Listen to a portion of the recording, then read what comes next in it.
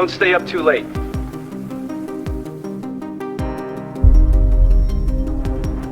Let us begin with a simple truth that everyone secretly knows, but pretends isn't real. Human beings have always been drawn to the dark side. Not recently, not because of video games, not because of social media, not because Gen Z discovered eyeliner and nihilism, no. Humanity has been catastrophically, irreversibly broken from the moment we stood upright, looked up at the sun and said, "That's probably a god up there, right? Do you think that's a god? Looks like a god. Why don't we devote the next several thousand years to disappointing it?" People love the fantasy that disturbing fiction is some modern mutation, the cultural equivalent of a rash. They act like everything used to be wholesome and gentle and morally pure, and then the internet arrived and suddenly everyone was fucking dancing on TikTok and sharing stories about skin-stealing demons and what are those little fucking dolls? Whatever's trending on the No Sleep subreddit this week. There's this, do you know what I mean? There's this weird nostalgia-drunk belief that children gathered around fires to hear uplifting tales about teamwork and community and learning to share. Meanwhile, actual historical bedtime stories for children included things like cannibalism, divine wrath, beheadings, the occasional light infanticide, just for spice. The entire premise of this video, this long odyssey through the oldest, darkest corners of storytelling, this video is built on a simple contradiction that people refuse to acknowledge. The past was dirty. The past wasn't innocent. The past was a mess of disease, famine, superstition, murder, random acts of God, random acts of kings, random acts of queens, and absolutely no plumbing. Just streets laden with shit. Can you imagine? Of course the stories they told each other were disturbing. What else did anyone have to fucking talk about? Crop yields? Crop yields? See how long you could talk to your wife about crop yields. But anyway, whenever you try to explain this to someone, they give you that little sort of Michael Myers head tilt. Just like they're picturing some idealised childhood they had where the local priest handed out broth to the needy and children danced around the maypole like a Renaissance flash mob. They conveniently forget the part where the same priest was telling them stories about eternal damnation and demons and other priests waiting behind every tree. If anything, the modern world has sanitised disturbing fiction. We removed all the religious guilt, all of the moral panic, the casual murder, the casual racism, and we've replaced it with high-definition trauma rendered at 60 frames per second. This is why I want to take us through the entire history of disturbing fiction. Not because I think you need a crash course, but because understanding how we got here helps explain why these stories hit so hard today. We didn't invent disturbing fiction, we inherited it. Generations before us cooking stuff like this, like a fucking family recipe, adding new ingredients every few generations. A little mythology here, a pinch of Gothic dread there, a splash of cosmic hopelessness, a cup of Splatterpunk viscera for colour, until we end up with a fucking psychological ratatouille that we have now. And honestly, it's fucking dynamite. People keep asking, why is fiction so messed up and dark these days? As if every fucking Disney movie from our childhood didn't start with a parental death. As if Shakespeare didn't kill off half of his characters via grief, poison, madness, incest, and stabbing. As if medieval folk songs weren't just murder ballads with the occasional rhyme in there. As if mythology wasn't basically a competition to see which culture could invent the most traumatizing origin story for thunder. Disturbing fiction didn't spring out of nowhere. It's baked directly into the human condition. It reflects us. Our anxieties, our catastrophes, our fear of the unknown, our desperate attempts to understand why bad things happen to us. It's the shadow humanity has always carried, whether we acknowledge it or not. And that's exactly what this video today is, a guided tour through the fucking shadows. Not cheap jump scare like Haunted House, Universal Studios kind of shadows. Not YouTube thumbnail, oh my god, so shocking. That was me slapping my face like Macaulay Culkin. I'm talking about the deep ones, the old ones. The ones that have been sitting at the bottom of the human psyche since the first person carved a warning into a cave wall that said, "There's a big hairy thing out there with a row of teeth, talons and an asshole, and it chased me in here." This video is essentially a museum exhibition of humanity's worst narratives. The myths, the legends, the epics, the Gothic nightmares, the cosmic terrors, the banned books, the video nasties, the cursed corners of the internet, everything we've ever created to make sense of how terrifying existence is, from the Bible to TikTok.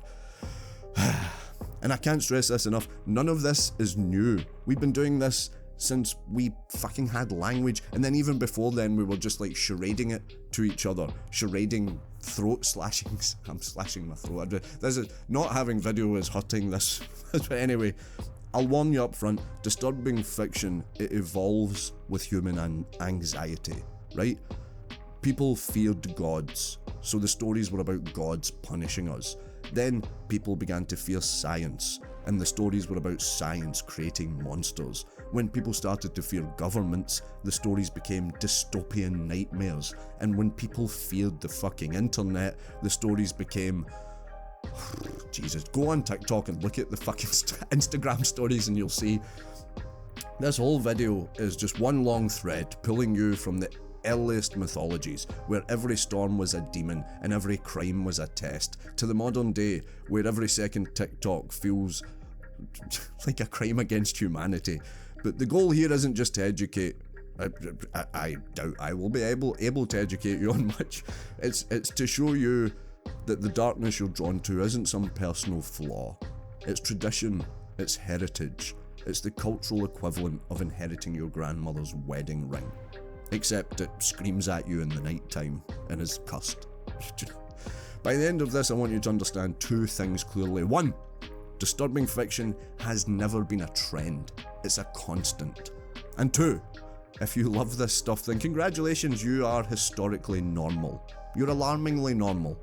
So buckle up, buckaroos, dim the lights if you want atmosphere, then turn them back on if you realise atmosphere is overrated and you'd rather not see shadows in your periphery and thinking it's fucking spiders in the night. If you're on the toilet, nip it, wipe, pause, get somewhere comfortable, because this is going to be a fucking long one.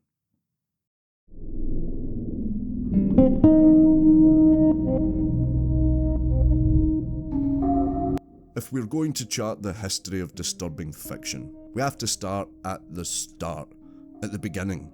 And the beginning is not some cozy prehistoric village where people carve bodies into rocks and hum lullabies. No, the beginning is a world where thunder is a monster and the sea wants you dead. The sky is actively plotting your assassination. Half the animals want to kill you and the other half are poisonous if you look at them.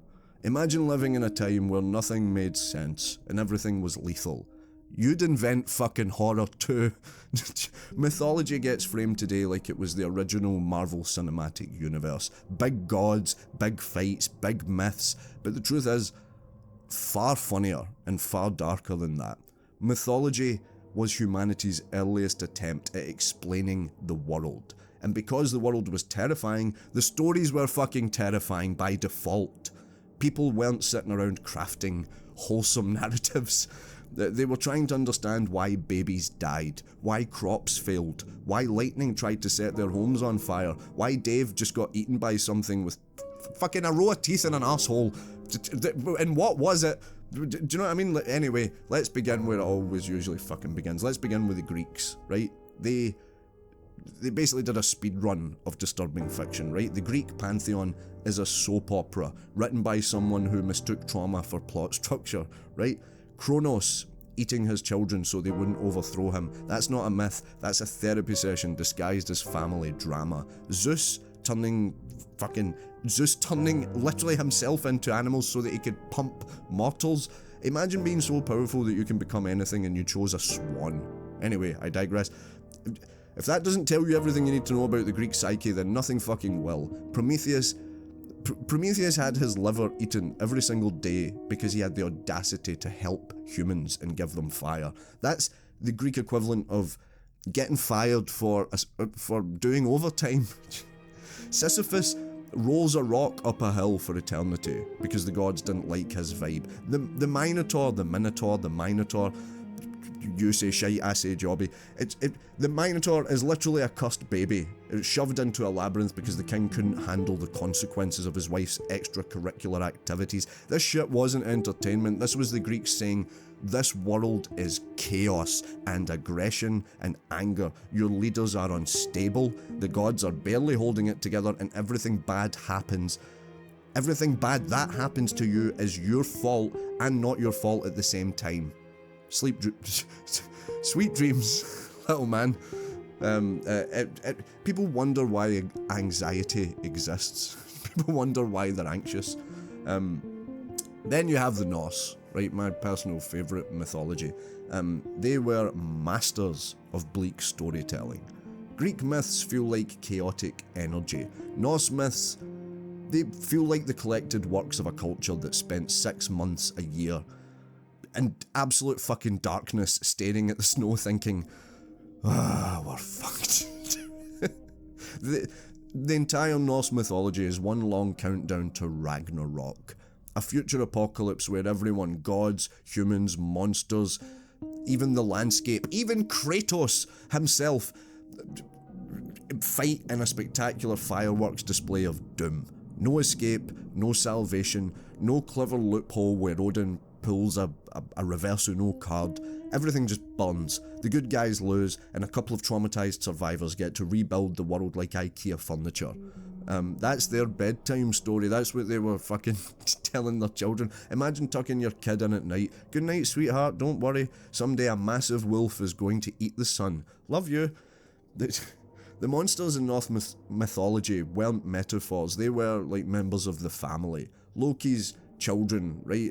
A giant wolf, a massive world serpent that wraps around the planet like a BDSM belt, and a half-rotting queen of the underworld. Wholesome family stuff. If you want to talk disturbing ancient stories, we can't skip religion today, modern religion. People today act like religion is morally uplifting, a beautiful guide for humanity. Sure, if you don't read it or look into it. Anyone who has actually cracked open a holy book knows that the content is about the grimmest. It's grimmer than any fucking horror anthology you can name. You've got floods wiping out civilizations, plagues raining down on cities, skies turning black, firstborns being slaughtered, warlords, angels destroying armies, demons possessing children, entire groups of people getting swallowed by the earth like it's fucking hungry. Tell someone those stories. Tell them they come from a Netflix script and they'd call it grimdark biblical fanfiction. Tell them it's scripture. Jesus fucking Christ. The Book of Job is basically cosmic torture porn. That's what it is. God and Satan casually make a bet and Job loses everything, his family, his health, his home. The Binding of Isaac is the kind of story that would get flagged in any modern writing workshop as, have you considered therapy? Even the nice stories, even the nice ones, aren't really that nice. David and Goliath, that's beheading and murder. Noah's Ark, that's genocide with a petting zoo. Ancient people didn't sugarcoat anything. Their fiction reflected their reality.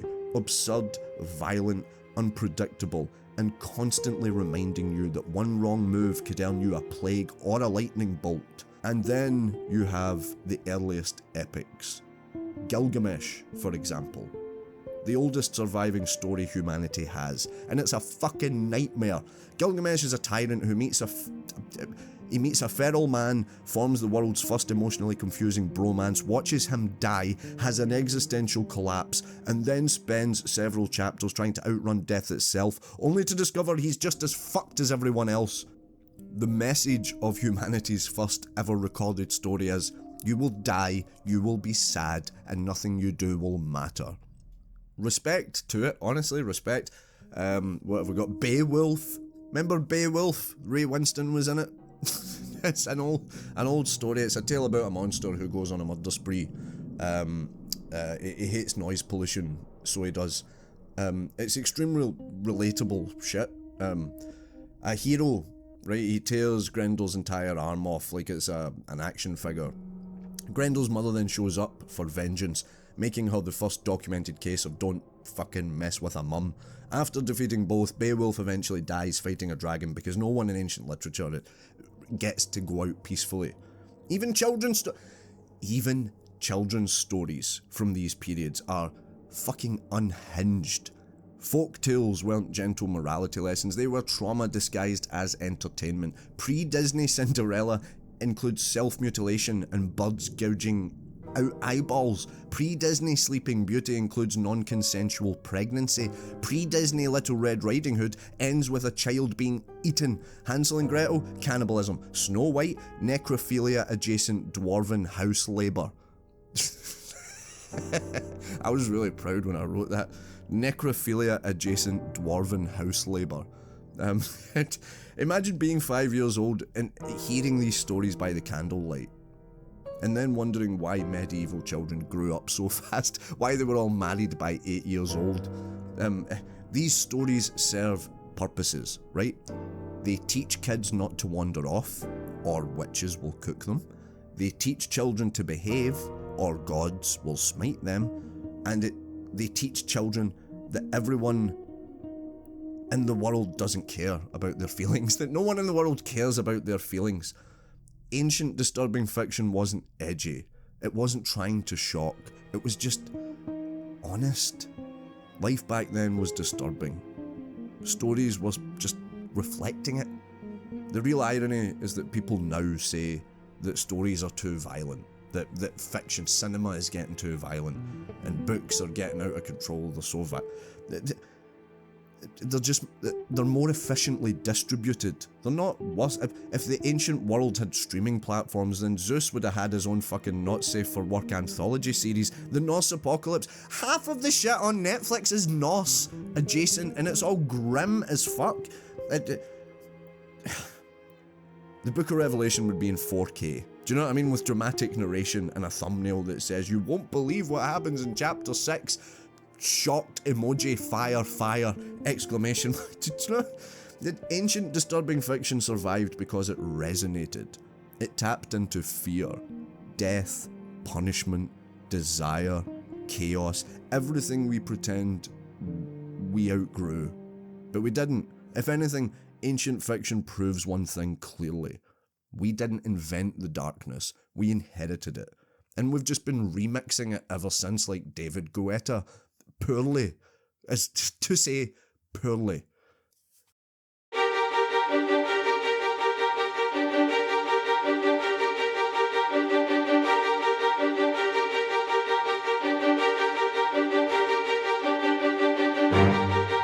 For the sake of narrative structure, I'm going to do a little time jump here of a couple of thousand years. We'll move on as a couple of thousand years past the smiting, past the goat sacrifices, past the era where everyone believed stomach aches were caused by demons with boundary issues. We arrive at Gothic, the Gothic period. Gothic.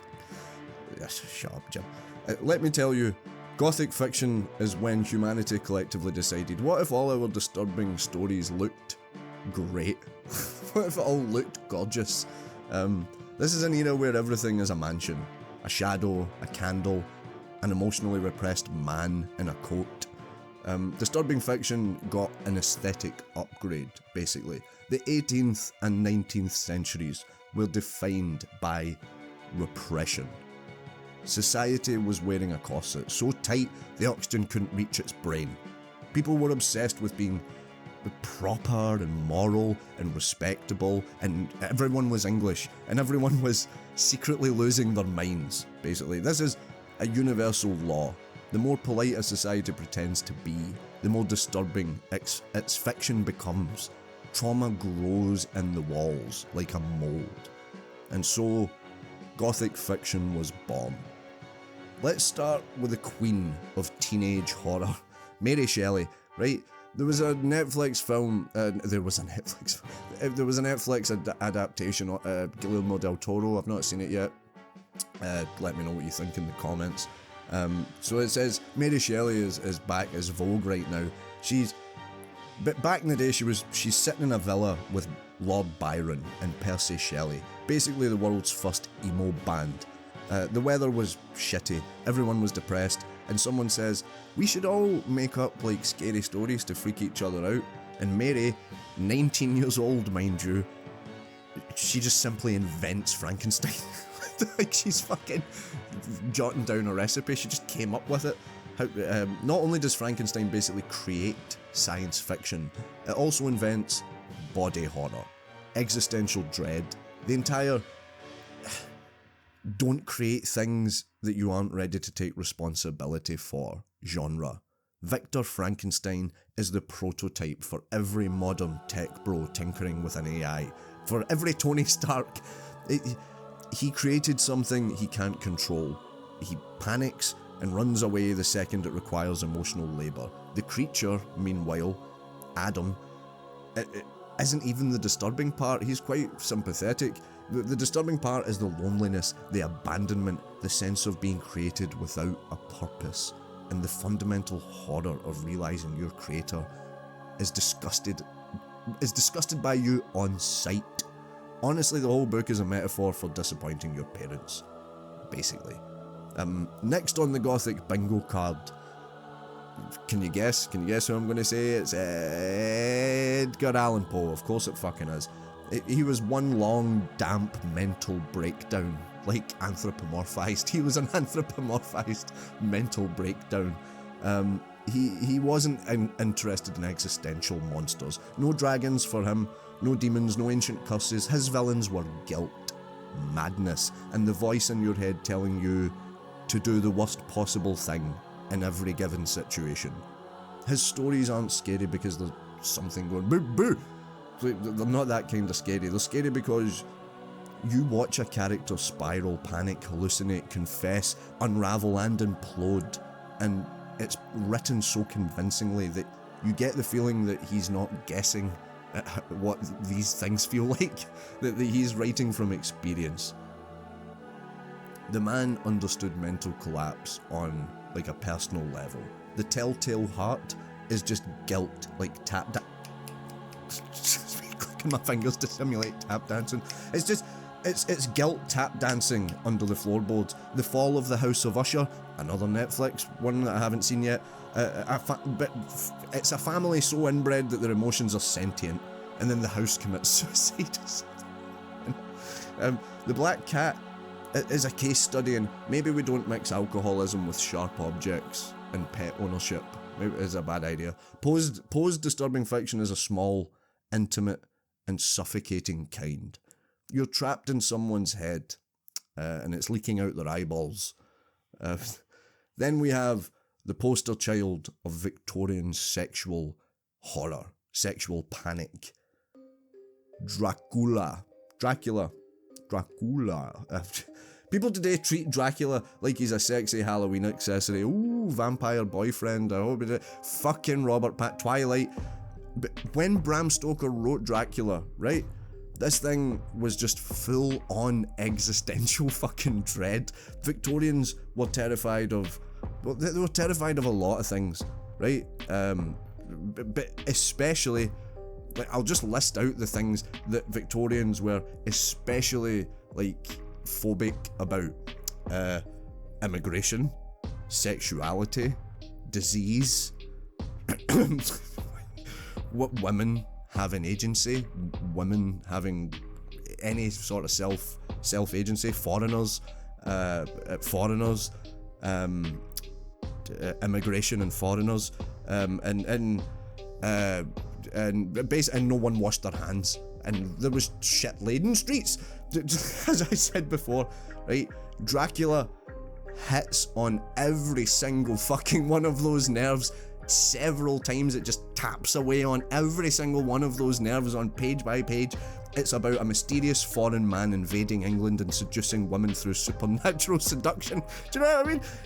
That is Victorian code for everything we don't want to talk about. He drains the nationals of their purity which is code for literally anything to do with women enjoying themselves. He drains women of their purity. He spreads blood-borne disease and then refuses to die like a polite person. It's basically a morality play about Victorian fear of foreign influence, disguised as a guy with just a fantastic jawline and great cheekbones and a top hat. Gothic fiction thrived because society was lying to itself. Everyone was pretending to be spiritually serene while hiding insanity in the attic, adultery in the basement, and trauma behind every door. Naturally, the fiction of the time became obsessed with haunted houses, family curses, buried secrets, madness, generational trauma, doubles and shadow selves, forbidden desires, architecture taller than everyone's emotional intelligence. A Gothic novel isn't complete unless at least one hallway sighs dramatically in the nighttime. Even the women in Gothic fiction were basically just ghosts in training. They drift through the story pale and haunted, either dying, being locked somewhere for their own good, or revealing that they are actually just a metaphor the whole time. And the men are just like brooding, tortured geniuses, charming psychopaths, or respectable gentlemen, repressing so hard that their repression has its own postcode. Let's not forget about, can you guess? Jekyll and Hyde. Jekyll and Hyde, of course, the most literal metaphor in literature. Victorian society was built on pretending everything shameful didn't exist, so Stevenson simply wrote a novel where the shameful part becomes a separate person who goes on fucking like murder sprees of chaos. Subtle? No. Effective? You betcha, fucking 100%. The yellow wallpaper, which is basically the early feminist equivalent of a scream trapped in a room with bad interior design, it exposes medical misogyny by turning postpartum depression into a creeping, claustrophobic descent into madness. Disturbing, yes, but more importantly, truthful. This is the shift that makes Gothic literature so iconic. Ancient fiction blamed gods. Gothic fiction blames people. Their secrets, their families, their desires, their guilt. The monster isn't outside the house anymore. It is the house. It's the walls. It's the people in the house with you. It's the corridors. It's the family portraits. The bloodline. The heritage. The kind of horror where you don't defeat anything, you just acknowledge that you're fucked. The Gothic era also marks the moment disturbing fiction turns beautiful. Not comforting, not wholesome, but like dreadfully gorgeous. Foggy moors, crumbling towers, wind-swept chapels, moonlit graveyards. Everything looks like it was painted by someone who sleeps in a coffin for fun. And that's the true magic of Gothic horror.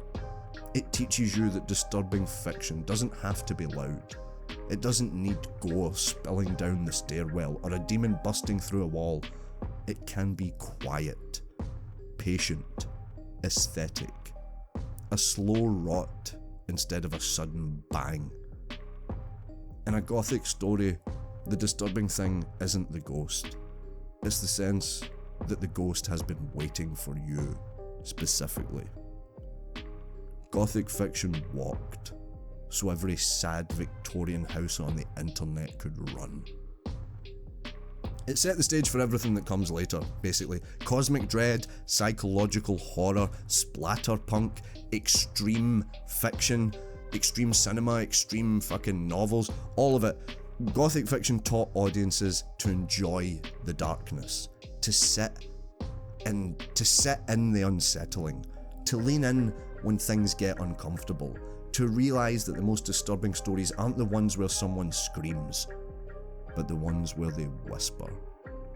Gothic horror took disturbing fiction from the gods hate you to you hate yourself. And here's a metaphor for it shaped like a house.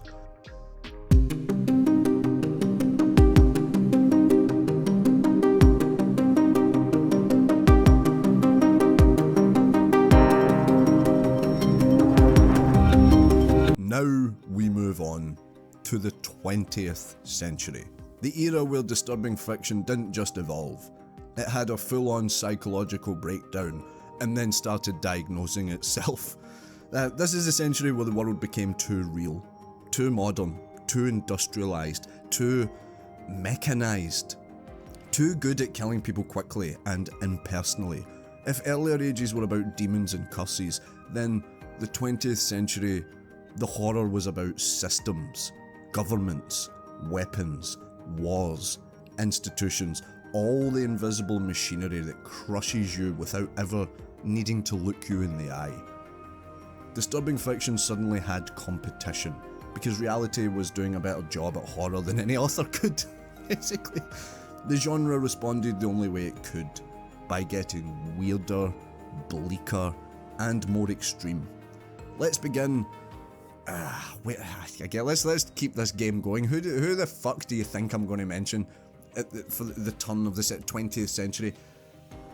It starts with an H, then it's a P. You're rubbish. It's fucking Lovecraft. The man who looked at the stars and said, no thank you. Lovecraft invented cosmic horror. The kind of horror that doesn't rely on ghosts jumping out at you or monsters lurking in the shadows. It relies on the existential dread of encountering something so incomprehensible that it turns your brain into kinetic sand. Before Lovecraft, stories tended to assume that things made sense. There had to be an internal logic to things. If there was a monster, then it's a living thing. It can be killed. If there's a curse, then you can break a curse. If there's a demon, then you can annoy a priest until he deals with it for you.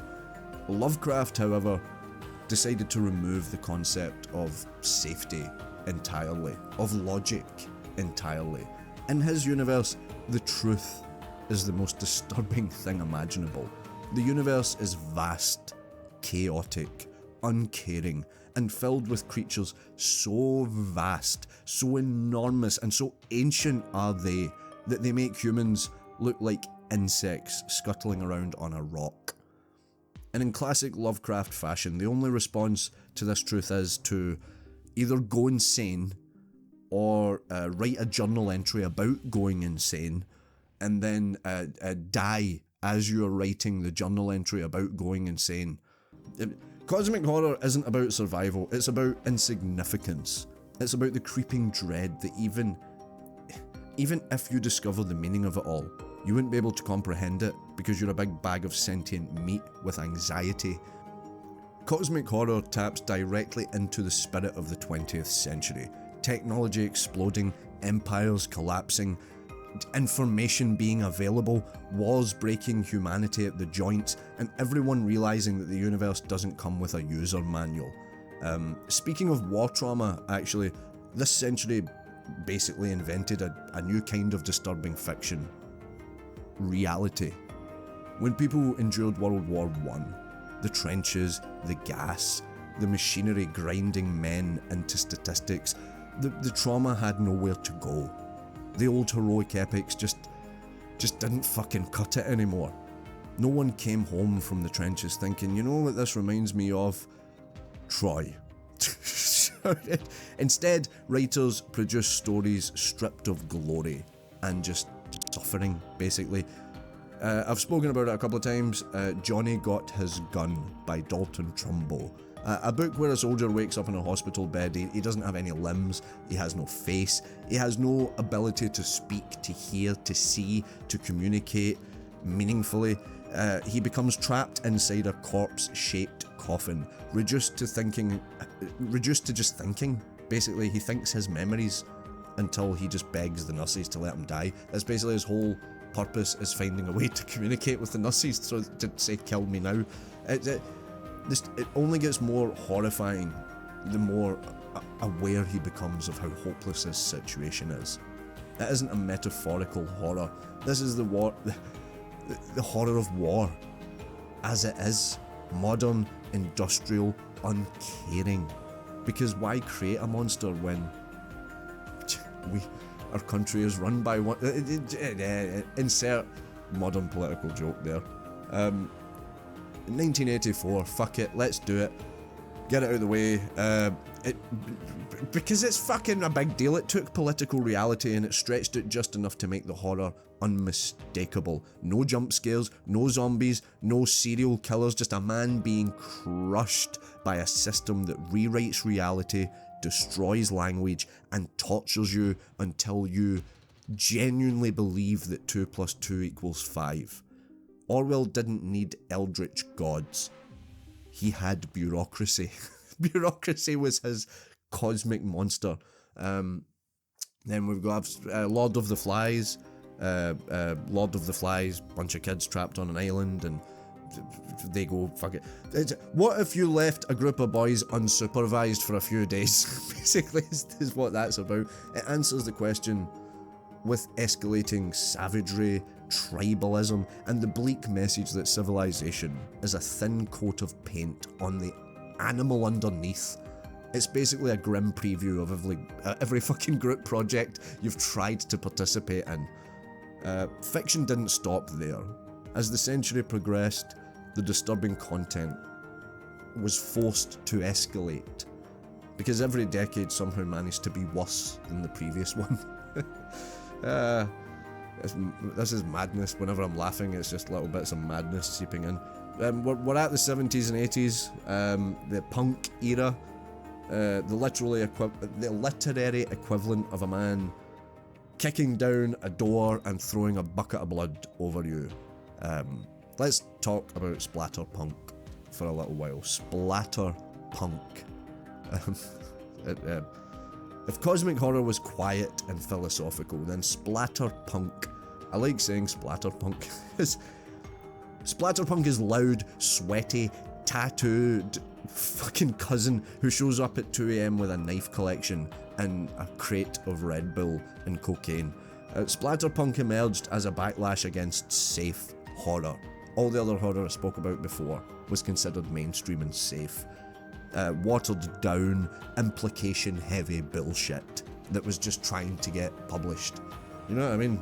Splatterpunk said, what if we didn't imply anything? What if we just fucking showed it? What if we wrote about it? What if we allowed you to participate in a video game centered around it? What if we described it, and what if we did all those things so vividly that it fucking changed the way people perceived reality? Like, writers like Clive Barker, Jack Ketchum, fucking Poppy Z. Bright. If you know, you know Poppy Z. Bright.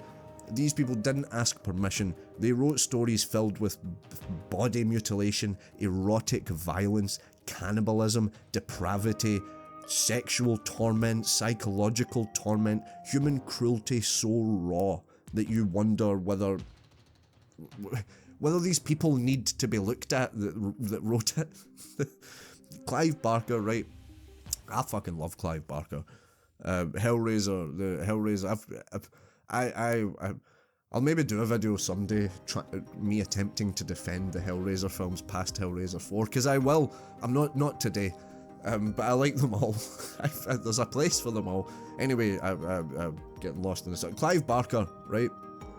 His early work, it didn't just push boundaries, right? It pulverized them. I mentioned Hellraiser.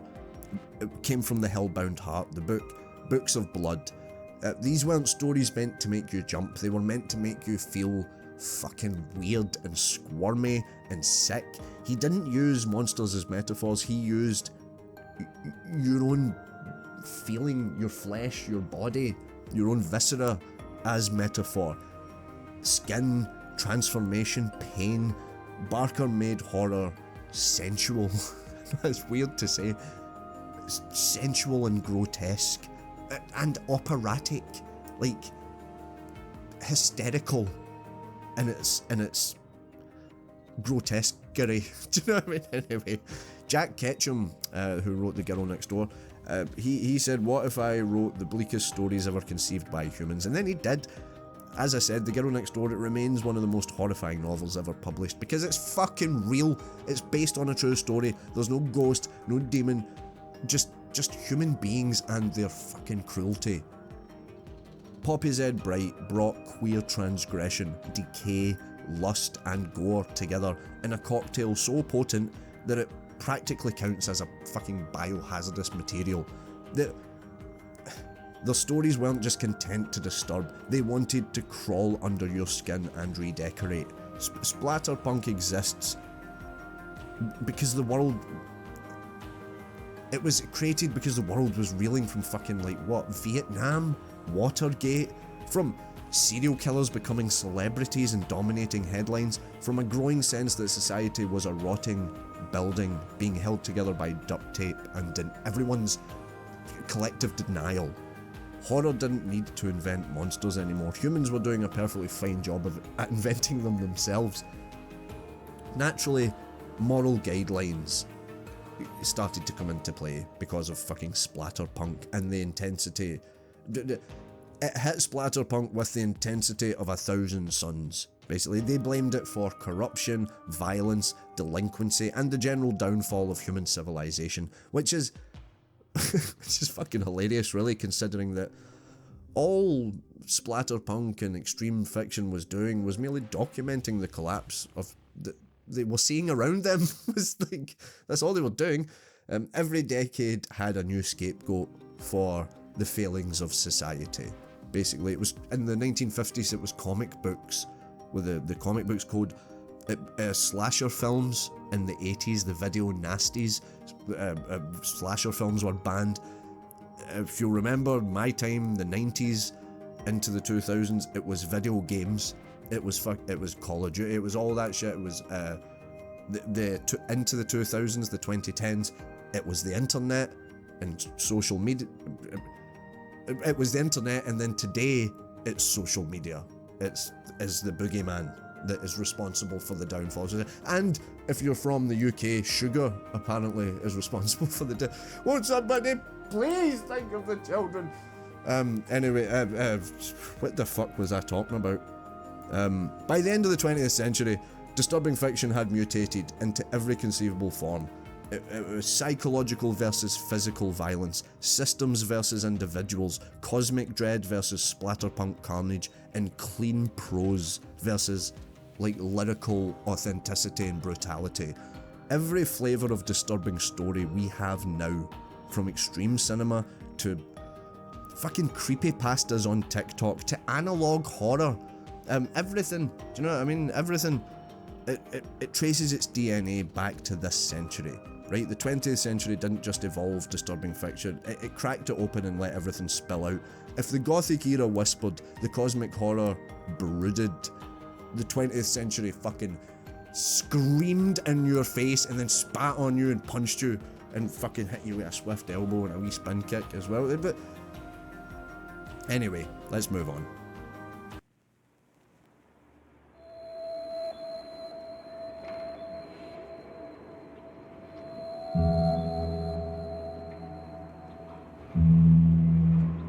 If the 20th century gave disturbing fiction its midlife crisis, extreme cinema was the phase where it shaved its head, bought a motorbike, and started doing things specifically to piss off its neighbours. Books had already pushed every boundary imaginable, right? But film was it's a different beast, right? You can't hide behind implication as much with film. You can't allow someone to fill the blanks in as much with film. When a filmmaker decides to disturb you, they have to do it visually, sonically, relentlessly, basically, pressing your face into the horror and asking, is this enough yet? You know what I mean? Extreme cinema isn't just horror turned up to 11. It's horror stripped of safety railings, basically. It's cinema that rejects the idea of cinema as entertainment. It's the artistic equivalent of being slapped repeatedly by someone who insists that they're doing it symbolically. Do you know what I'm saying? Now, extreme cinema didn't start with blood-soaked cult classics. It has roots in earlier movement. Exploitation films, art house. The moment cameras became affordable and censorship started losing its grip, a new breed of filmmaker emerged. The type who thought that the best way to make a point was to traumatize an audience into silence. And at the centre of this shift sits a handful of infamous titles. Movies often whispered about. Movies with reputations on the level of urban legends. Movies that people watch like once and then immediately question why they watched it. Those types of films. I've seen them all. Let's begin with The Godfather, Cannibal Holocaust. The film was shot. Ruggero Deodato was the director of this film. It was shot in a sort of found footage documentary style, and such was its commitment to this style. The shaky footage, the improvised chaos, indigenous communities, that when it premiered, right, when this film premiered, the Italian government assumed that Deodato had literally taken these people out to the fucking Amazon and murdered them, and he had to present them to the courts to go, look, they're alive, they're actors, I paid them poorly to do it, but they did it.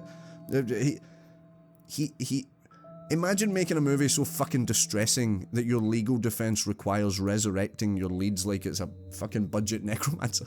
Like, bring them back to life. Anyway, Cannibal Holocaust isn't just disturbing because it's gory. It's disturbing because it forces viewers to confront their own sense of voyeurism, right? The media's exploitation of real suffering. That Vietnam had just happened.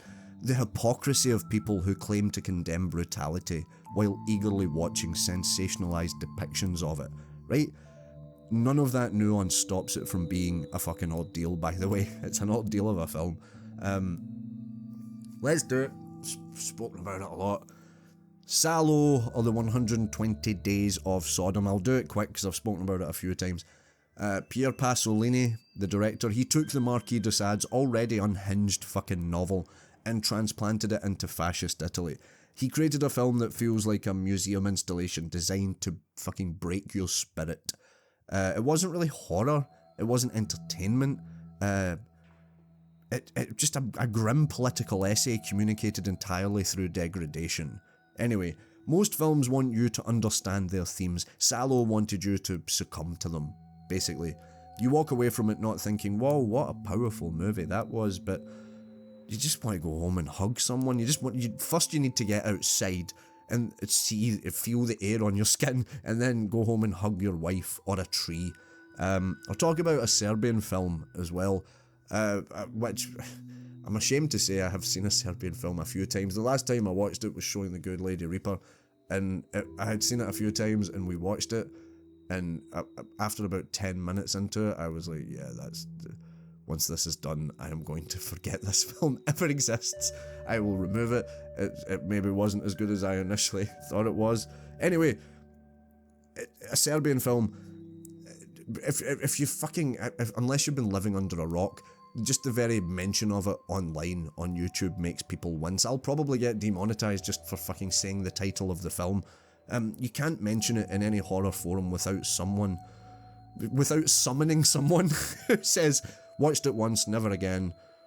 Do you know what I mean? Or, it's bullshit, whatever. It's a film that's built like a trap.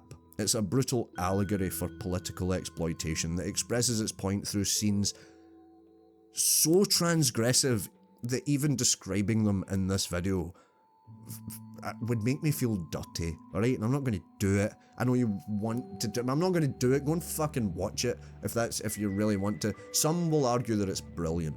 Others argue that it's pointless, and it's pointless shock. But both groups agree that it's fucked up. It is fucked up, right? The opposite end of the spectrum, one of my favourite films that I've mentioned quite a lot on this channel, Martyrs. Martyrs from 2008 is a French fucking masterpiece of suffering. I've said it before, I will say it again. It's one of my favourite films. A film that earns its brutality through emotional honesty, right? It's not torture porn, despite often being lumped in with it. It's not fucking torture porn. It's nihilistic horror in the most philosophical way. It's a film about the desperate search for meaning through trauma. It doesn't let you enjoy the violence. It doesn't stylize it. It doesn't make it cool or like, oh, that's so gross. Not fucking at all. It just, you sit there in the misery and until you understand the character's deranged logic. It is in many ways the purest expression of disturbing cinema. Can you tell I like it? Martyrs is not violence for shock, but violence as an existential thesis. Anyway, I just mentioned it recently, so it's in my mind as well. I did a recent video about it. Grotesque from 2009, the year after Martyrs, was the Japanese entry into we're just fucking doing this because we can genre of film. Grotesque isn't political, it isn't philosophical, it isn't even metaphorical, it's not doing anything other than what it does. It's a man torturing a couple with the creativity of an unregulated dentist on a personal quest to resurrect the video nasty era. Basically is what it is. But even that simple, primal, unapologetically nasty film, it still sits with a larger cultural context. I could do a whole other video about Japan. Japan has a long tradition of extreme art, from pinku films to exploitation cinema to Iroguru. Grotesque didn't spring out of nowhere. It came from a lineage of creators who believed that pushing boundaries is an artistic expression in and itself.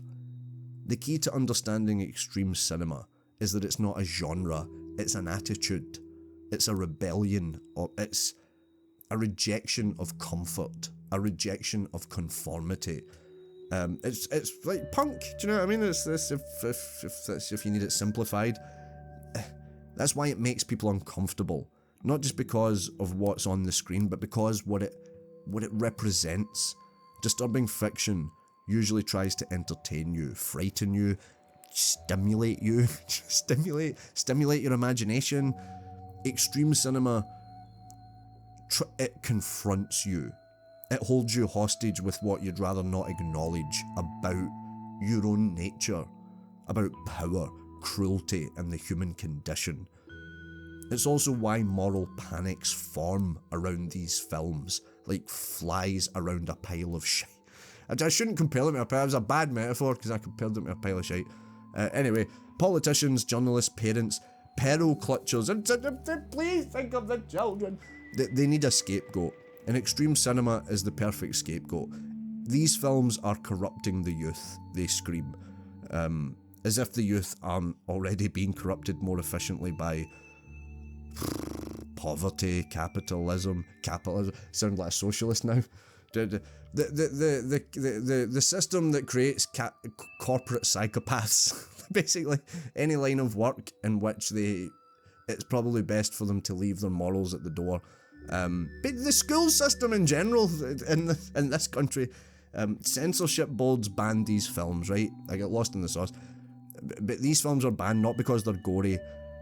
They're used to the gore, right? As we've established, this is Kronos eating his children. This is long, but it's because the films are challenging structures. They're challenging conformity. They are they're striking nerves because they're showing what authoritarianism looks like, what exploitation really feels like, the irony of it, what suffering means when it's stripped of narrative context.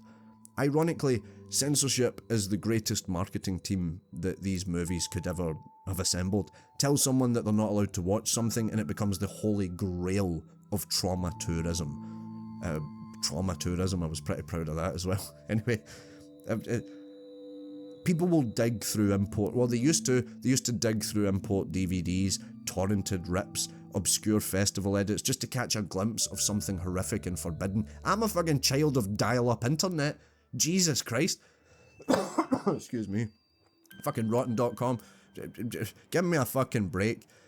Anyway, extreme cinema reshaped how we talk about disturbing media. You can see its fingerprints everywhere. The obsession with it being realistic, the rise of the faux documentary, the found footage, the analogue, TikTok horror, the interest in trauma as a theme rather than a plot point, if that makes sense.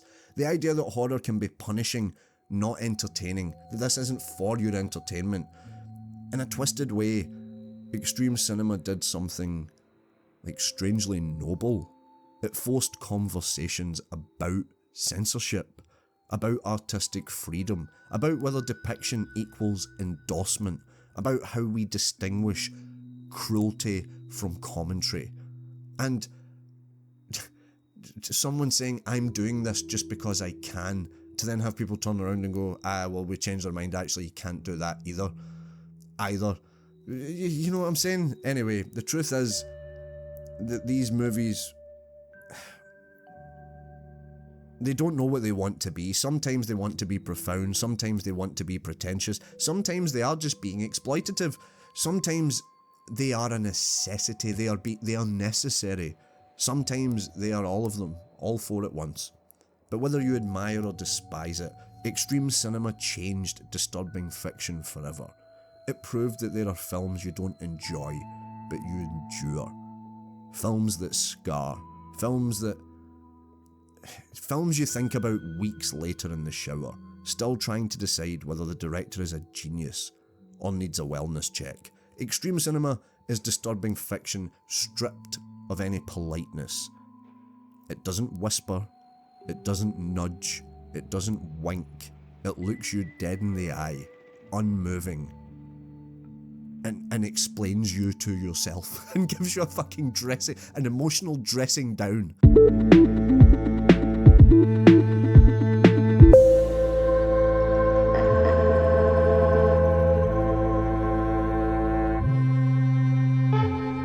If extreme cinema was the moment disturbing fiction kicked down the door, the internet was the moment it tore the whole fucking house down and said, what if everyone lived in the basement now?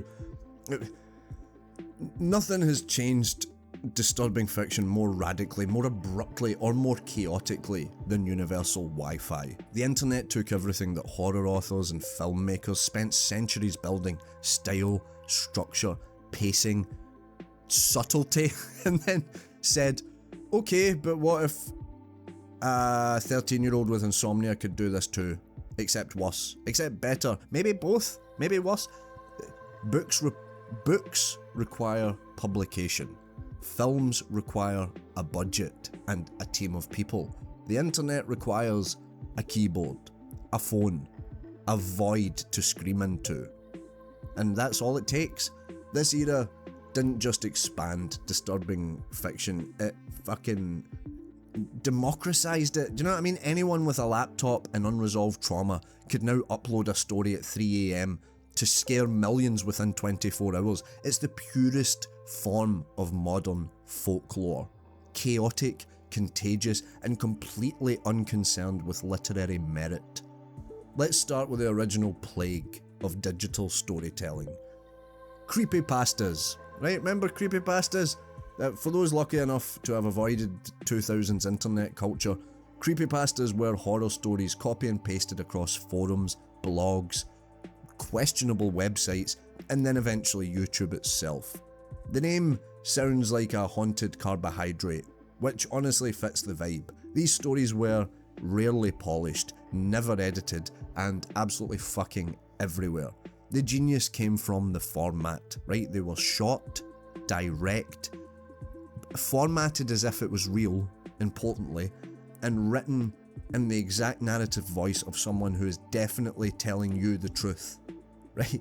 One of the earliest bits of, one of the earliest big hitters was the Russian sleep experiment. Remember that story, the Russian sleep experiment? The story about Soviet scientists trapping people awake until their sanity liquefies, basically. It reads like someone fed a Cold War documentary through a blender. Its horror works because it feels like the kind of secret governments would hide. It feels like the kind of thing that, that would be real, really, until it gets to the end. It spread so widely that people started treating it like folklore, basically. Then you have Ben Drowned. Was a haunted video game cartridge that was the story. it basically fused creepypasta with early ARG mechanics. The idea that Link from Zelda Majora's Mask could turn into a glitch demon and stalk the reader through corrupted save files was just the right mix of nostalgic, cursed, and silly. Do you know what I mean? Smile.jpg.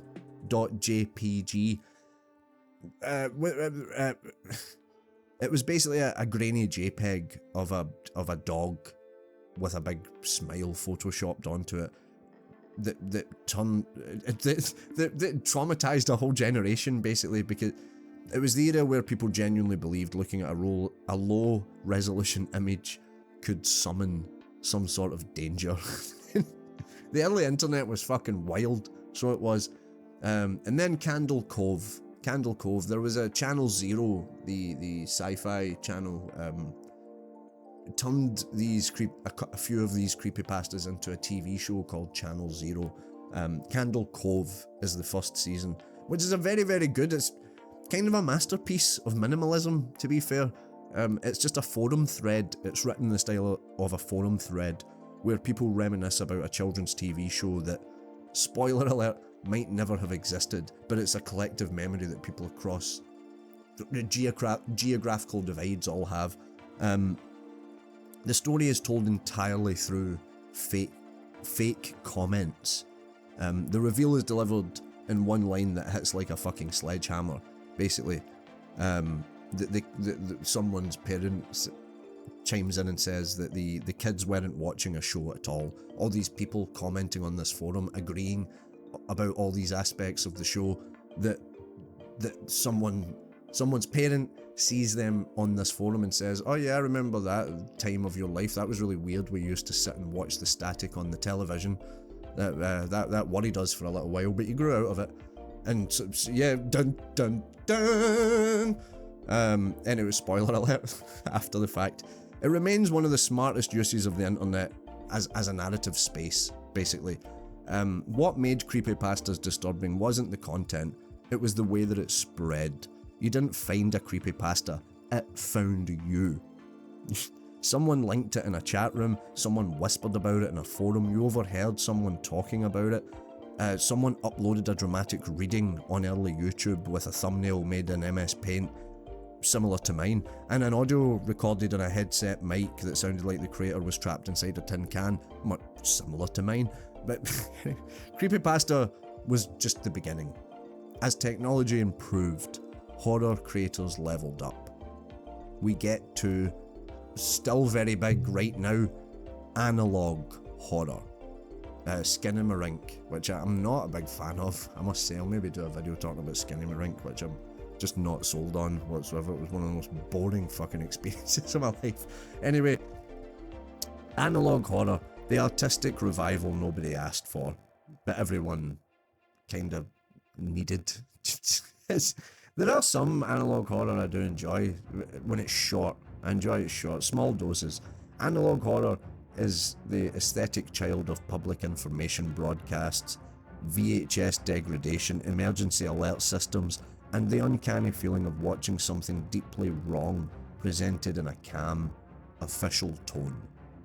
This is the genre where the most terrifying thing isn't a monster, it's a government announcement telling you not to look at the moon. I mean, even just that alone, you'd be like, oh, that's unsettling in a way I can't describe. But where a familiar children's program becomes a surreal, hostile thing, where a local news report quietly hints that reality is falling apart in ways that nobody can quite decipher. Analog horror uses the language of authority against you. Emergency alerts, training videos, public service announcements, that unsettling mid-80s colour palette that makes everything look a little bit haunted. It's the horror of bureaucracy meeting the horror of metaphysics. Series like Local 58 perfected this. One episode warns viewers to obey the moon. Another shows corrupted military footage advising civilians to die honourably. These aren't jump scares, they're existential dread disguised as lost broadcasts. Then you have the Mandela Catalogue, a world where alternates like shape-shifting doppelgangers, that sort of shit. Replace real people and torment those who notice. The horror isn't the monster, it's the feeling that reality isn't quite what you thought it was, that anyone you know might not be who you think they are, that your phone can betray you, that the uncanny has been domesticated. Parallel to analog horror came the rise of ARGs, alternate reality games, ARG. Basically sprawling, multi-platform interactive nightmares that blend fiction with real life. Some ARGs are playful. They are. Some are not. They scatter clues across websites, videos, social media accounts, coordinates, hidden files, real phone numbers, and sometimes actual physical locations. ARGs don't tell you a story. ARGs trap you within a story. They turn you into the detective, whether you want to be or not. They create cults, conspiracies, disappearances, cosmic entities, corporate cover-ups, and timelines collapsing into each other. They let you participate in the unraveling. And while some ARGs are creative puzzles, others lean in to disturbing fiction. You get video diaries from fictional abuse victims, emails from organizations covering up something monstrous, footage of creatures that shouldn't exist, all of it presented as real, because that's the point. The internet made disturbing fiction scarily effective because it blurred the line between narrative and reality. When you read a book, you know it's a book. Well, I hope you do. I hope you know it's a book. When you watch a movie, you know it's not real. I hope. When a YouTube channel uploads a fucking 1 hour video of someone fucking ranting maniacally, or a TikTok account documents a disappearing friend, or a website posts classified files that you can accidentally uncover, suddenly that fiction feels like it's happening right now. The internet also allows for a new kind of horror. Community-built horror. Comments become part of the lore. Fan theories sprout tendrils.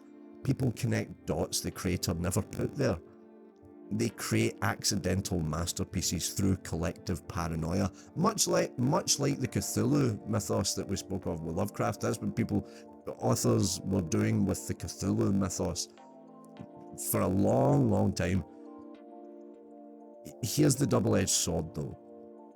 The same accessibility that gave us analog horror and ARGs also birthed a cesspool of shock content. Fucking edgelord gore videos. These fucking bullshit people that just sit and talk about fucking like videos of people, of Mexican drug cartels torturing fucking gangland rivals and then uploading it, and then these people sit and that's like their whole identity. Fake snuff videos, real snuff videos, fucking exploitation just masquerading as like art or interest, or disturbing content compilations made entirely to farm views. That sort of shit online. Do you know what I mean? Like, the internet's ability to disturb people is limitless, for better or worse, right? The digital age did do something important, though. It returned disturbing fiction to its roots. Folk horror. Stories passed from mouth to mouth, person to person, now not mouth to mouth anymore, but from forum to forum. Stories shaped by fear, uncertainty, and anonymity. Just like myths whispered around fires, creepypastas and analog horror spread through whispers in comment sections and DMs. Modern folklore born in forums instead of forests. The internet didn't dilute disturbing fiction, it punched it into hyperspace.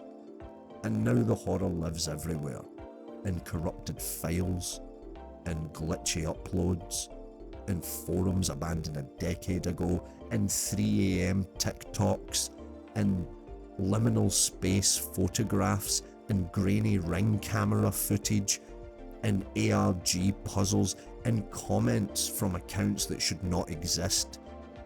The digital age didn't make disturbing fiction worse. It made it immersive. It made it communal. It made it alive.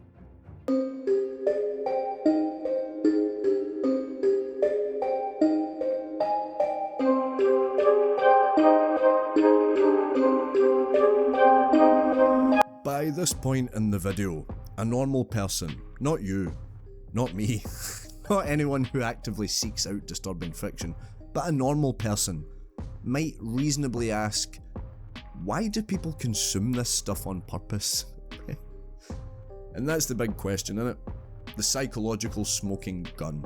Why do we willingly dive into stories about suffering, trauma, violence, cosmic despair, existential dread, and all the worst impulses of humanity for fun? Why, when life is stressful enough, do we go out of our way to emotionally waterboard ourselves? The answer is complicated, multi-layered, and honestly kinda hilarious. Humans use disturbing fiction the way raccoons use garbage cans. Instinctively, compulsively, and with the vague sense that there might be something good buried under this shit. Let's break down the reasons, because there isn't one, right? There are many reasons. All of them say something deeply unflattering about us as a species. 1. Disturbing fiction gives us control over fear. Real fear is unpredictable. It arrives when you're vulnerable, unprepared, half asleep, right in the middle of your REM, just walking home alone at night listening to a podcast about murderers, which ironically you fucking voluntarily chose to do. Real fear doesn't care about timing, settings, or mood. It just shows up, and it flings your nervous system against the wall like a drunk rugby player. Disturbing fiction is different. You control the lighting, the volume, the pacing, the distance, the fucking snacks. You control the fear. You can pause a horror film mid-scream. You can close a book right before the awful reveal. You can stop an ARG the moment it starts blurring reality a little bit too well. You can lock your phone, take a breath, remind yourself that you're safe. It's artificial fear. Precision engineered fear. Fear with safety nets. Disturbing fiction is the emotional equivalent of lifting weights. Stressful in the moment, but empowering afterwards. Your brain gets to face a controlled threat without the real life consequences. And you get to walk away thinking, I survived that shit, fucking how good am I? Even though technically all you did was sit on a couch, breathing heavily and struggling. 2. Catharsis. Emotional vomiting. Humans bottle emotions the way Victorian doctors bottled arsenic and heroin. Recklessly and with no long-term plan. We absorb stress, grief, anger, guilt, anxiety, shame, trauma, and the existential dread of unpaid bills. Then we filter that through ourselves, and it comes out with a sense that we are a person, along with disturbing fiction. Crying over a heartbreaking death scene, flinching during a brutal sequence, feeling sick during a Splatterpunk novel, laughing nervously at a scene that's too real. That's catharsis. It's a purge. It's an exorcism. An emotional puke bucket. You watch something so awful, so the awful inside you has somewhere to go. People who criticise disturbing fiction love to say, why would anyone choose to feel bad on purpose? To which the answer is, because we already feel bad, Brenda. We just don't know what to do with the badness that we feel. Disturbing fiction doesn't create darkness in people. It just gives shape to the darkness that's already there, and that's comforting for people that have darkness inside of them. If a film or book can make you cry about a fictional character instead of your own unresolved misery, that's emotional outsourcing. That's productivity. That's productivity. Anyway, 3.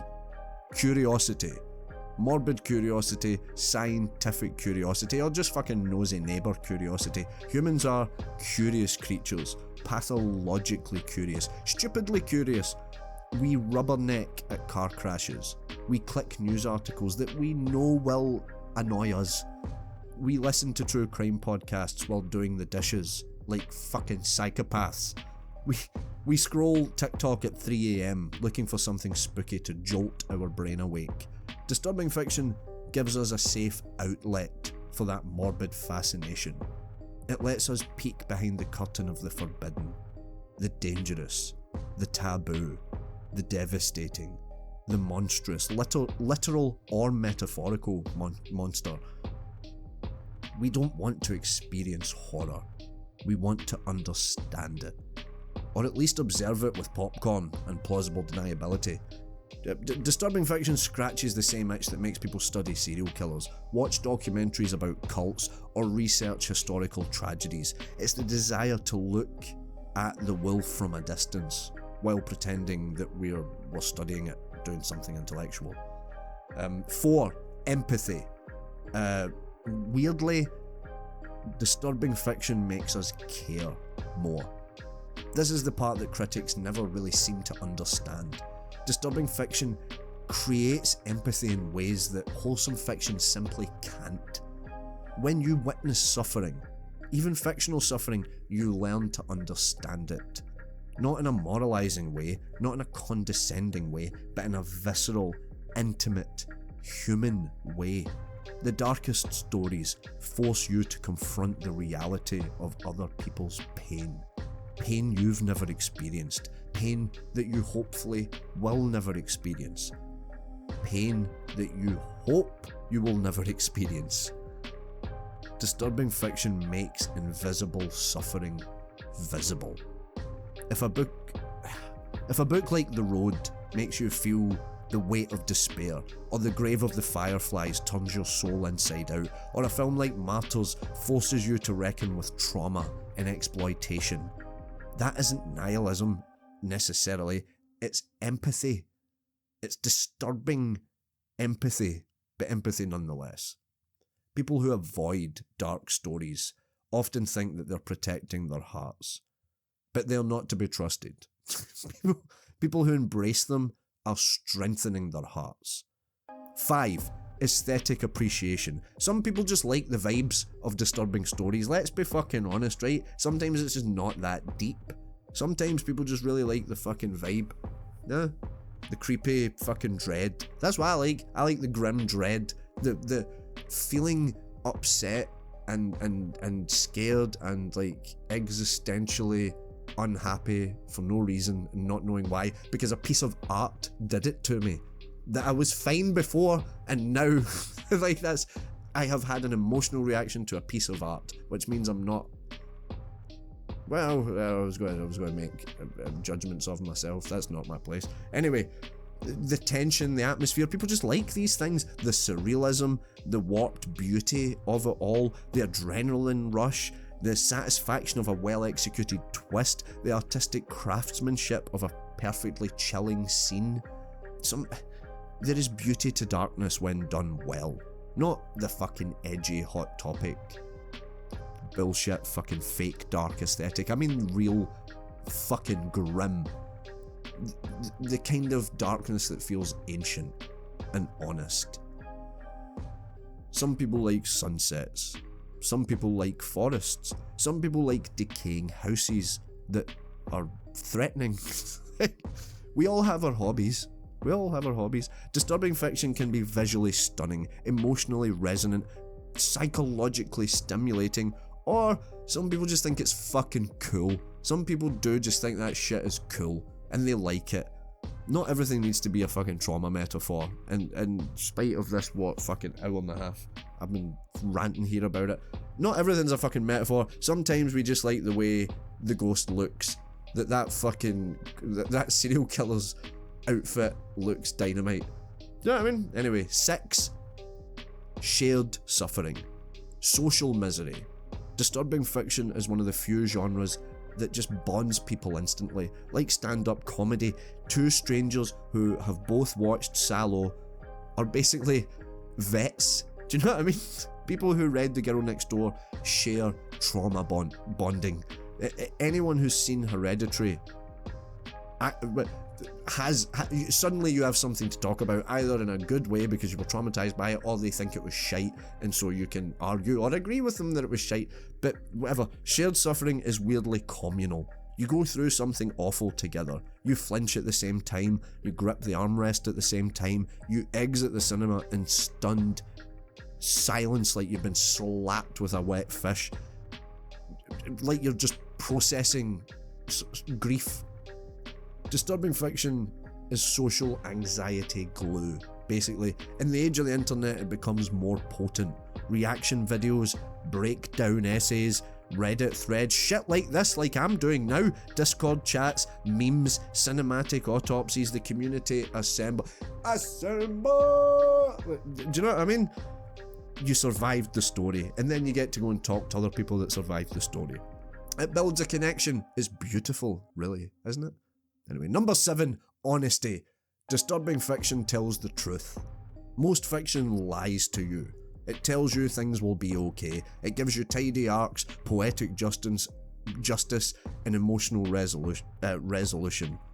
Disturbing fiction does not do this. It does not lie to you. It tells you the truth of the world. Bad things happen. There isn't any reason for it most of the time. People will hurt each other. Some people will do the worst they can in any given situation. Systems are mostly designed to crush you. The world does not care about you. Life is fragile. Death is certain. People say disturbing fiction is depressing, but sometimes honesty is a relief, because deep down, we already know that the world is a fucking mess. It's comforting to see stories that don't pretend otherwise. It's validating, it's clarifying, it's human. Disturbing fiction doesn't tell you to stay positive. It tells you that it's okay to admit that this dark part of you exists, and you're not wrong for noticing. 8. The forbidden fruit effect. The forbidden fruit effect. Basically, the minute someone tells you don't think of the colour blue, right? Don't watch this film. It's not for you. It's fucked up. You won't like it. Someone's going to go straight to it. That's the best way to get someone to watch something. Humans are fucking rebellious by nature. Tell them they can't do something, and suddenly it becomes their life fucking goal. Every banned book, every censored film, every do not read past page 8 warning becomes a fucking challenge. It becomes irresistible, psychological catnip. We want to know what we're not allowed to know. We want to feel what we're not allowed to feel. We want to look at things you tell us not to look at. Disturbing fiction thrives on this. The forbidden is fucking intoxicating. So, to summarise, why do we seek out disturbing fiction? Because it gives us control, catharsis, curiosity, empathy, beauty, community, honesty, rebellion. We don't watch disturbing fiction despite the horror. We watch it because of what the horror reveals about society, about people, about ourselves. Disturbing fiction isn't just entertainment, it is a mirror held up at the worst fucking angle that shows you too much. The angle that makes you fucking flinch, the downward angle looking up, the angle that makes you flinch, the angle that shows you that you're a human being. I mean, it's comforting to people like us, really. So, after dragging you through several thousand years of psychological erosion with the enthusiasm of a museum guide on 3 espressos, we finally arrive at the big question. Where do we go from here? What does the future of human nightmares look like? Because, spoiler, it's fucking grim. It's bad. It's so bad. Humanity isn't suddenly going to wake up one day and go, let's fucking tell nice stories to each other now. No, it'll be more suffering, more often, and there won't be any more existential dread. There won't be any more metaphors about trauma in the shape of dead children and haunted houses. No, we will continue to be who we've always been. Creative, anxious, traumatized fucking sex gremlins who communicate in stories about death and despair because joy is too complicated and taxis are fucking too real, man. The future of disturbing fiction is already unfolding, and it's heading in several disturbing directions simultaneously, like a hydra whose heads are all holding film degrees and literary degrees. We're entering into an era where horror isn't about monsters. A24 has popularised what this modern horror is. It's been building for years. The shift towards horror that treats grief, mental illness, generational trauma, and identity crises as the boogeymen. Hereditary, Midsummer, Saint Maud, The Babadook, Relic, The Lodge. They didn't invent trauma horror, but they definitely made it dinner party conversation. This wave of disturbing fiction is deeply psychological, painfully intimate, and often more upsetting than any creature feature, because it's not about what scares you, it's about what breaks you, what digs around in your emotional plumbing. It's also not going anywhere. Modern audiences are emotionally unstable enough already. We see ourselves in this stuff, and it's cheaper than therapy. Where else? Hybrid media, I think.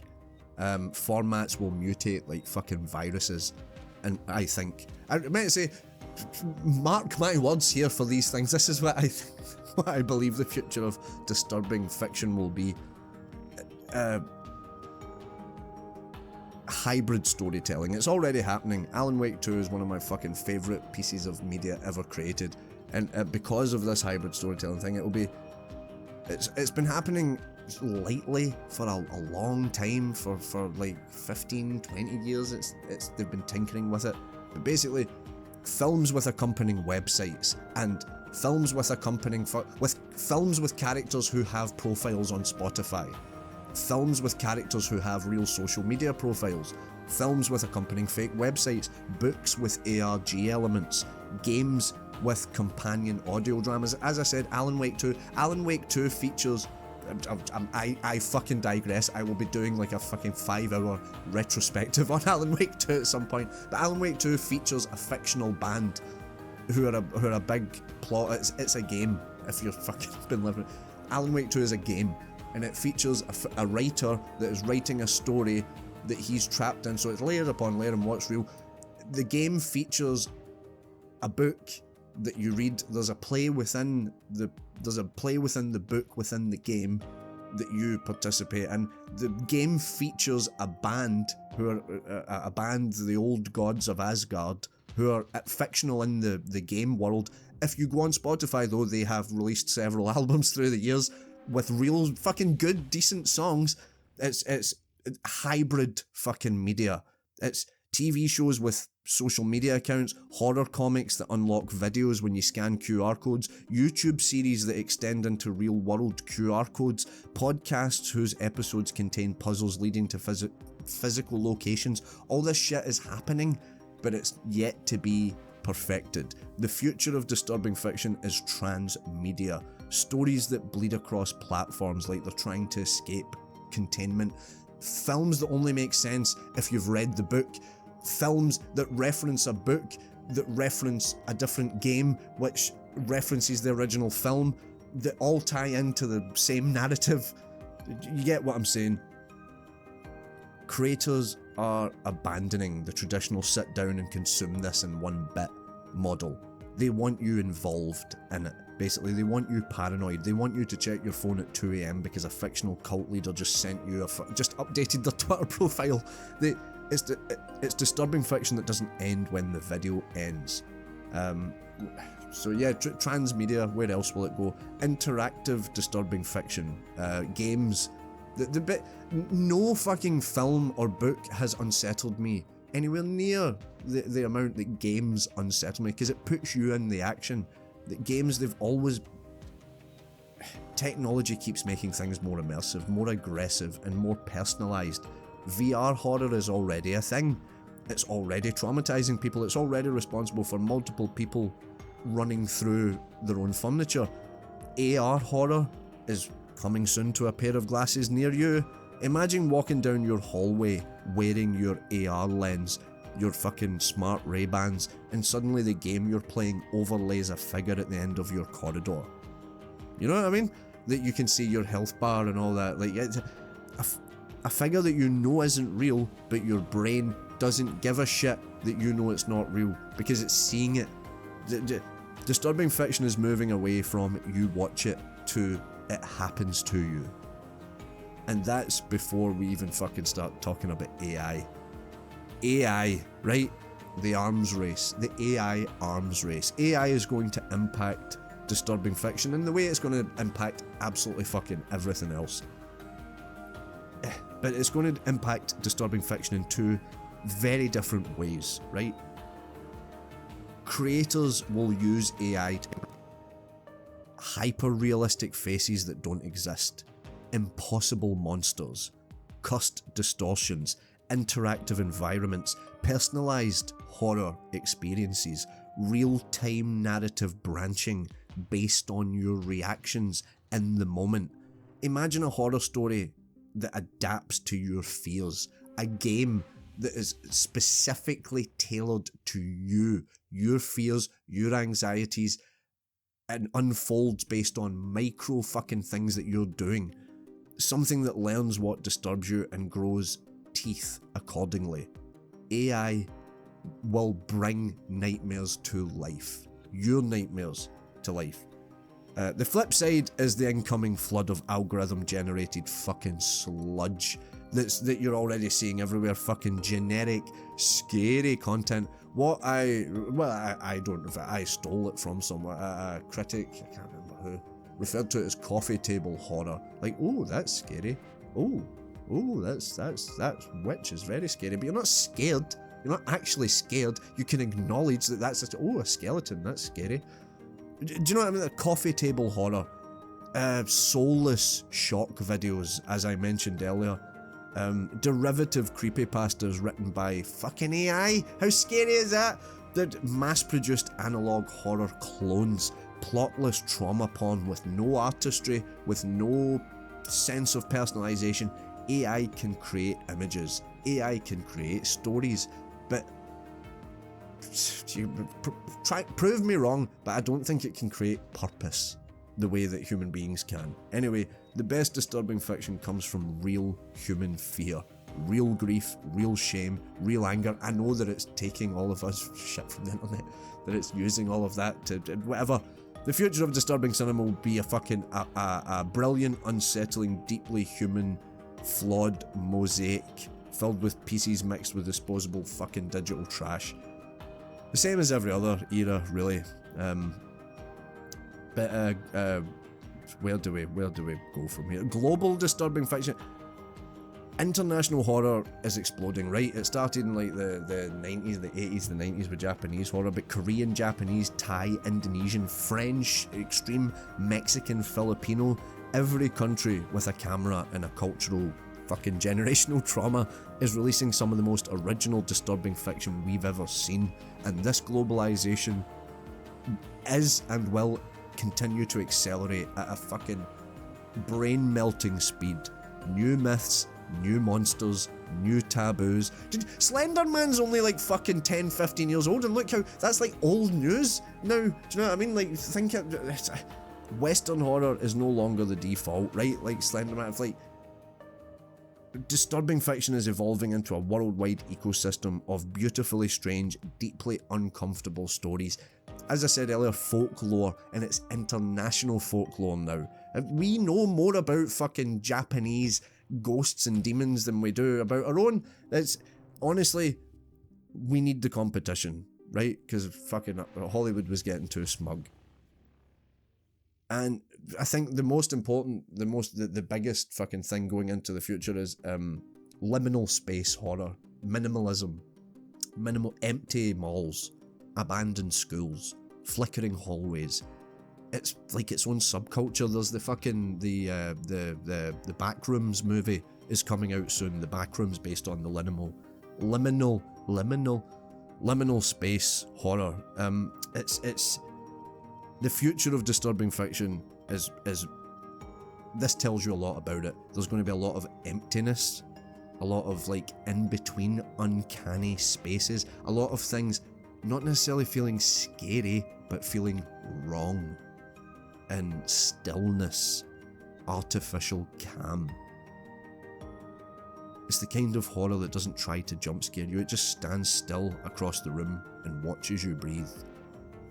Expect entire films based on, as I said, The Backrooms is coming out soon, which will be a film based on this vibe. Games already exist, The Backrooms. Disturbing fiction is getting quieter and more hollow and larger and emptier, I think is my point, which is somehow making it more terrifying. And so, here we are. Good for you. Well done. I can't believe, fucking well done to the 70 of you that have made it this far. Well fucking done. Good on you. 9 sections later, God knows, I'm not even going to glance at how long it's been, like an hour and a half, 2 hours. God knows how long we've been here. Several thousand years of human creativity, several thousand minutes of me talking. Several thousand years of human creativity, cruelty, imagination, and unhinged decision-making summarised into one very long tour guide monologue. Don't thank me. I apologise. Not need to thank me. My sincerest apologies for putting you through this. We have wandered through myths, Gothic nightmares, war trauma, cosmic dread, splatterpunk chaos, cinematic atrocities, internet-born folklore, and the future tech warriors. And after it all, the final takeaway is humans have always been weird. Basically, if you take anything away from this. Weird in the same way that gravity is consistent, relentlessly, predictably, and inescapably weird. Every era tries to pretend it invented this shit. Every generation points fingers to the next and says, kids these days are out of control, they're too fucking wild, they're dark, it's all too... But all that really means is they've forgotten their own childhoods. The ones with stories of witches cooking children, gods ripping mortals apart, ghosts dragging sinners into the underworld, and kings murdering brothers because jealousy is timeless. The truth is, people don't suddenly wake up one morning and decide to create disturbing fiction. They create it because life is disturbing. Always has been. Our stories reflect the things we fear, the things we can't control, the things we pretend don't exist, the things we wish we could understand, and the things we wish we could forget.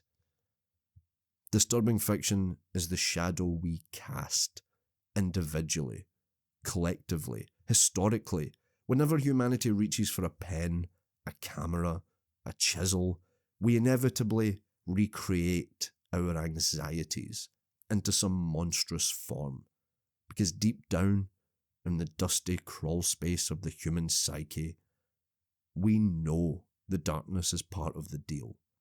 It's in our myths, it's in our religions, it's in our tragedies, it's in our folk tales, it's in our poetry, it's in our cinema, and it's in our fucking memes, unfortunately.